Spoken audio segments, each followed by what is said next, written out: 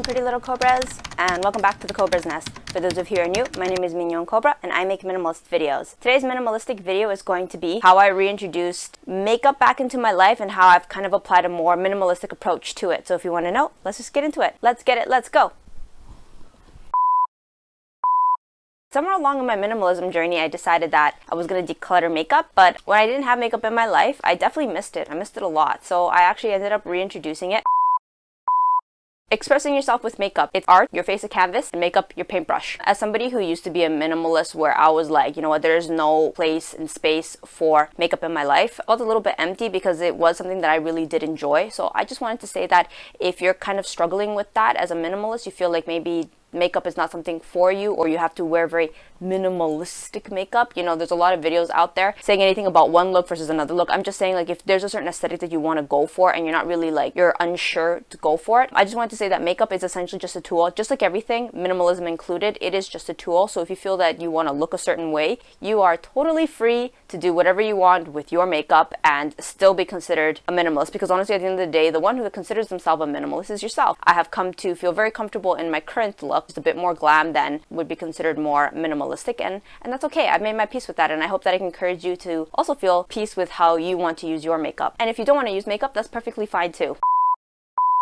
It is your right to feel beautiful, feeling comfortable in dressing up. So there was a period of time, I think a little bit before I became a minimalist, where I guess maybe because I was younger, but a lot of adults felt the need to have to comment on my makeup and tell me like, oh, you would look so much better without makeup, or this and that. And I get where they're coming from. I find that in Taiwan, the older generation does not wear as much makeup as the more younger generation. So I could kind of understand. And at first, I felt like those comments really did affect me. I felt very like, I guess like a little bit ashamed, and I felt very like self-conscious when I would wear makeup. But I guess as the years went by, and then I tried the whole no makeup, and it's funny, when I didn't wear any makeup, I was kind of like applauded for it. It's like, oh, good for you, you're not wearing any makeup. And then that was it, and then nobody cared. And I felt like, wow, that's it. I kind of realized that because of that experience, I realized that nobody but you really cares as much about the decisions that you make with your life. So when I decided to reintroduce makeup back into my life, I started wearing a lot more makeup, and again, the comments. But I found that this time when I stuck to it, and I was like, you know what, no, this makes me happy. I like to wear makeup, and I started wearing full glam makeup nearly every single day because it just brought me so much joy in the morning. Towards the end, people started to ask me for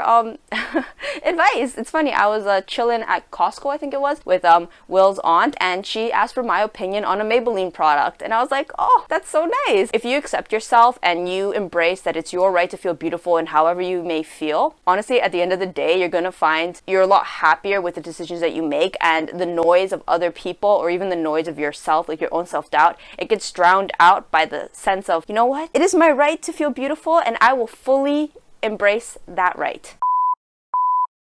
Accepting yourself before others will. A lot of people like to ask yourself like, oh, why do you wear so much makeup? Who are you trying to impress? I think that as humans, of course, we're social beings, and we do want to fit in with what others have to say about yourself. I think this is something that I picked up from Zen. You owe it to yourself to know who you truly are. And this obviously only comes with time and experimentation. But once you figure out, you know, what works for you and what doesn't work for you, stick to it. And this is not about, you know, impressing somebody else or impressing yourself. This is about accepting who you are. People essentially get used to you because people like consistency. When they find that you stick to your values, they will accept you. And the only reason people accept you is because, first and foremost, you have to accept yourself.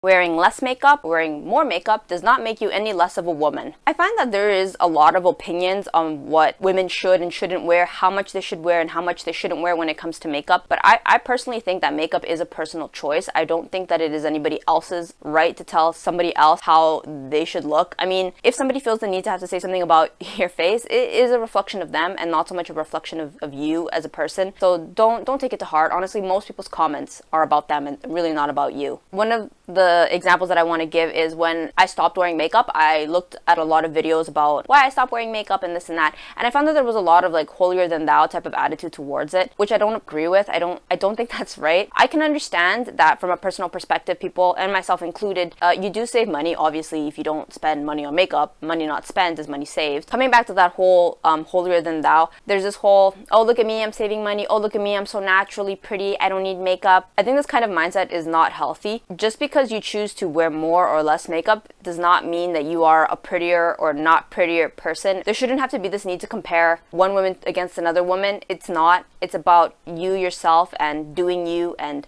riding out on your own personal lane. You should not feel ashamed if there are things that you want to spend money on that make you happy.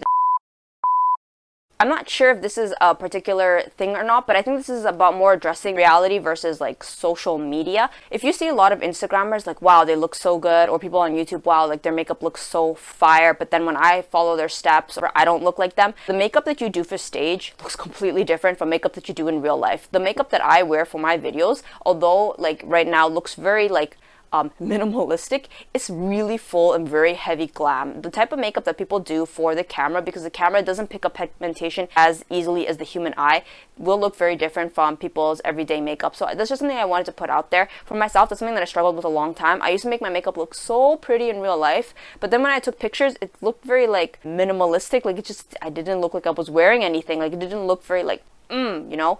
So that is just something that I've come to realize, that the stuff that you see on social media does not necessarily translate very well to real life and vice versa. So just realize that social media isn't a very accurate representation of how you look in real life. So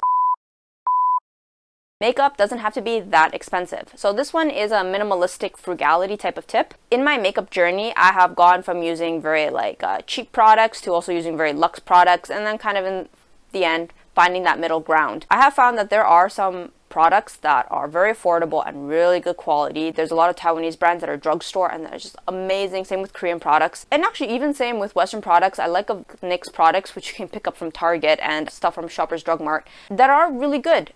But I've also picked up higher end products like YSL. Oh, I love YSL products. And sometimes I find that they're kind of comparable. So what I'm trying to say is the price is not necessarily an indicator of the product's quality. You don't have to get sucked into this whole idea that more expensive products is a guarantee of better quality. That is not necessarily the case. I mean, you can just look online. There's a bajillion like makeup dupe videos out there.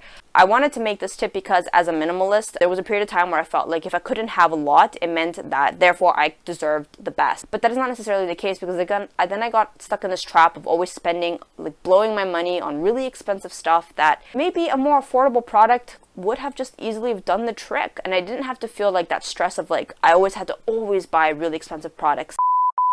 Less is more. This one is a little bit more minimalistic cliche. I know everybody hears that in the makeup minimalism beauty community. For some stuff, it is actually true. I found that when I was able to use more pigmented, better quality products, I was able to use less products and I was able to create a more refined look instead of, say, slapping on a lot of products. Before I became a minimalist, when I used to really enjoy wearing makeup, I used to love looking full glam, but I wasn't very good at it. I was still pretty young and I used to think like more was more, so I'd just slap everything on. I used to watch these beauty tutorials and they put on fake lashes. I put on fake lashes. I want to say fake lashes are so annoying. You know what I do now? There's these beauty apps. They can put on the fake lashes for you. So honestly, you do your makeup, you take a pic, and then like you don't really wear your your full glam for the rest of the day, and then you gotta like take off these annoying lashes. Well, now you don't need to. Just download these beauty apps. The one that I like to use is May 2. I'll just put it right here, and they can just put on the fake lashes for you, so you don't even have to use them. I'm not hating on fake lashes. I think fake lashes look amazing, but I just think I'm not that skilled, so they just don't look that good on me, and they're kind of annoying. When it comes to more minimalistic type of makeup, I find that if you like clean up your look, it looks a lot more refined and you use a lot less product. I think maybe like a year or two ago, I used to have like really thick bushy brows, partly because that's what was in, and now it's the very like cut, like model, like foxy eye. I clean up the eyebrow and then I pluck out any hairs that are missing. I go over it with eyebrow pencil and then I put highlighter to highlight it, and it looks a lot more cut and clean than when I used to use a lot more products, using like the brow gel and then like filling it in with powder. This I think looks a lot cleaner, and I used a lot less physical product to achieve this look. Essentially what I'm trying to say is you can use less product to achieve a more refined look, therefore less is more. Alright, so we have reached the end of the video. If you haven't done so yet, hit the subscribe button, hit the like button, as these things help out my channel a lot. And if you'd like to, check out my Instagram at Mignon Cobra for Mignon Cobra goodness and some minimalistic stuff. And I will see you guys in my next video. Thanks for watching. Till next time. Bye!